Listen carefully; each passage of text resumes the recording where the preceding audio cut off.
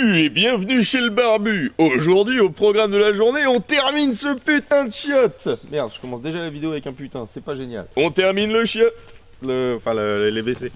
Oh putain. Salut et bienvenue chez le barbu. Aujourd'hui au programme, on termine de couper les joncs pour finir la cabane des toilettes. Et on va faire le pétage. Et on va essayer de voir si mon chien peut faire une crise cardiaque. A tout de suite. Bon. Hop là. On a coupé nos paquets de joncs. Je vais essayer de mieux expliquer le pourquoi du comment. J'ai mis une main d'écart entre chaque lito. Vous les voyez? Ensuite, j'ai pris des joncs qui font au moins 3 mains de longueur. D'accord? Celui qui sera au-dessus, donc celui-ci, va recouvrir de 2 mains. D'accord? C'est ce qu'il nous faut pour avoir une étanchéité. Parce qu'en fait, l'eau, par capillarité, a tendance à remonter entre les 2 brins qui sont posés l'un sur l'autre. C'est pour ça qu'on commence par le bas. Ensuite, on en pose un par-dessus. Parce que si on commençait par le dessus, quand on viendrait poser l'autre en dessous, bah forcément, il y aurait une fuite. D'accord? Et là, on a fait le système de 3 mains parce que déjà, je n'ai pas de mètre. Il y a de très fortes chances que si vous êtes en train de faire quelque chose comme ça dans la nature, vous n'ayez pas de mètre sur vous. Et on a construit des cathédrales avec des mesures comme ça. Du coup, bah, on va les réutiliser. On va leur faire honneur. Il y a le pureau caché, celui qui va être là, puisqu'il sera caché par celui du dessus. Pureau caché, pureau visible. C'est la partie qu'on voit là. Voilà. Je me rappelle plus du pureau du milieu, mais bon, tu m'as compris quoi. C'est bon, je suis assez clair? Alors, comme on est de l'autre côté, on va pas commencer en bas à droite. Ce serait un peu embêtant. Ouais, quoique on pourrait en fait. Mais je préfère être sûr d'avoir couvert la partie chiotte. Donc on va commencer en bas à gauche. C'est pour ça que j'ai mis l'échelle en dessous. Tu vas m'accompagner, tu vas regarder. Hop, et comme ça tu sauras comment on fait. Donc, viens te mettre ici, mini barbu. Ici, je dis. C'est bien, mini barbu. Reste là. Alors, ici, on est en bas à gauche, de l'autre côté de ma cabane. Je vais donc pouvoir venir poser mes joncs. Bon, je vais les attacher après, mais là, je les pose juste pour te montrer, tu vois. Je pose mes paquets de joncs comme ça. J'ai une partie qui dépasse. Ensuite, je vais pouvoir venir poser juste au-dessus. Et alors, ceux du dessus, on va pas les attacher, on va les bloquer.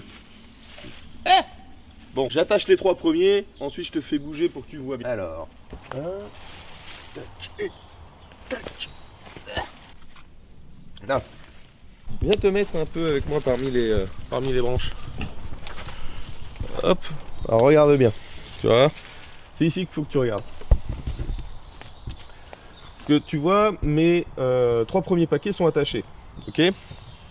Ensuite, je vais venir et je vais venir prendre la tête de mon paquet derrière le lito.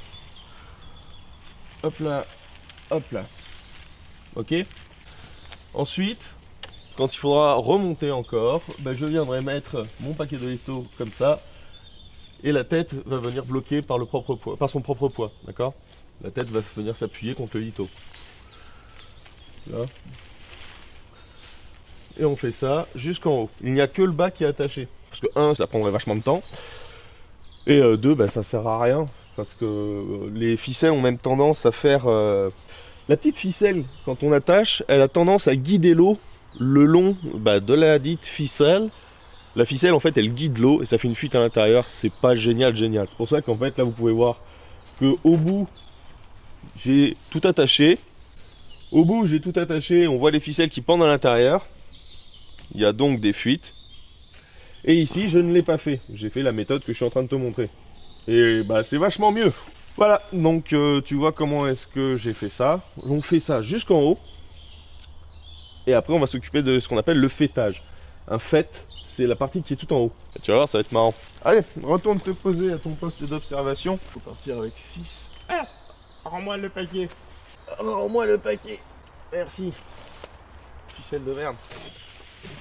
Pourquoi j'ai l'impression de faire de la merde? Tac. Bon bah en fait, t'emmerdes pas forcément à les attacher, coince-les bien, hein, mais arrange-toi pour ça que ça tienne bien, parce que en fait ça fait de la merde sinon. Vous allez venir avec moi sur le toit. Ah putain c'est chiant les arbres. Comme ça je vous montre ce que ça donne. Là on se retrouve avec le premier rang qui est bloqué sous le premier lito, le deuxième sous le troisième, etc. Et on monte comme ça tout le long, ce qui nous donne ce magnifique toit en chaume. Le chaume voulant simplement dire grande tige végétale. C'est joli, hein? Vous voyez que de l'autre côté, bon bah là il y a les ficelles à droite. Et je vous ai dit c'est une connerie. Tout ça, bah il n'y a pas le jour. S'il y a le jour qui passe pas, normalement l'eau elle passe pas. Hein. On a bien vu qu'il pleuvait pas dedans. Allez, je vous redescends et je continue. Bon, on a coupé les derniers paquets de joncs et on va enfin finir ce toit. Et une fois que j'ai fini d'étaler la couverture, je te montre comment on fait le fêtage. Alors petit secret de couvreur, tu vas voir, je vais un peu tricher. Tu vois que j'arrive en bout de bras là, ce qui est pas super bien pour couvrir. Au lieu de continuer à couvrir sur le côté et de commencer à faire de la merde, le mieux c'est de mettre l'échelle à l'intérieur.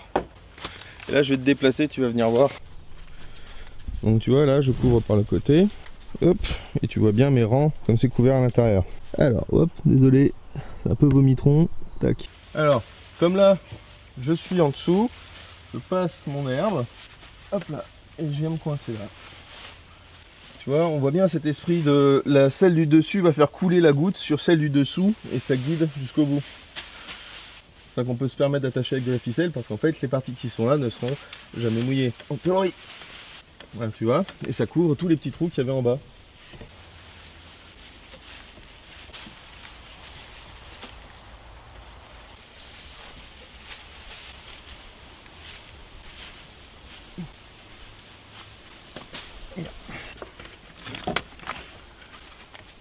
Eh bien, bon, tu vois le principe là? C'est bien, il voit le principe. Alors, maintenant regarde, tu vois que tout le long là, c'est plein de trous. Et quand tu vois le ciel, ça veut dire que l'eau elle te tombe sur la tête. Cette partie là, qu'on appelle le fêtage, on va la faire avec d'autres matériaux. Et ces autres matériaux, ben, ça va être plus de ça et de la mousse. Oui, attends. Mais l'heure... Oh putain. Pour découper la mousse, tu prends une pelle. Tu prends un fossé où il y a de la mousse. Et en fait, tu viens découper des plaques de mousse. Attention, cac. Hop là. Tu découpes des plaques de mousse, ouais, de la taille d'une tuile à peu près. Comme ça, tac. Hop. Et ça va nous servir à faire le fêtage. Hop là. Cette mousse, bah tu vois, j'en mets comme ça couvre mieux. On les laisse se chevaucher de 10 cm à peu près. C'est pour ça qu'on les fait un peu plus larges. Et on va faire ça tout le long. Et là où je vais m'amuser, c'est au milieu. Allez. Tu vas voir à l'intérieur, il n'y a plus de trous. Là c'est tout étanche. Bienvenue sur le trône. Eh bien ça y est, on a enfin fini. Je trouve que ça fait vachement joli, ça fait gaulois et surtout vachement étanche. On voit plus du tout le jour passer au travers des joncs. On a vraiment une sensation de sécurité quand on va à l'intérieur. J'espère que la construction vous a plu, j'espère que les projets comme ça vous plaît. S'il y a un truc qui vous tente pour les prochaines fois, marquez-le dans les commentaires, comme ça on peut en parler et puis ça me file toujours des idées. Abonnez-vous, likez, commentez, partagez la vidéo, ça nous fait vachement plaisir et ça fait grossir la chaîne. Et alors là ça nous rend vachement contents. Abonnez-vous.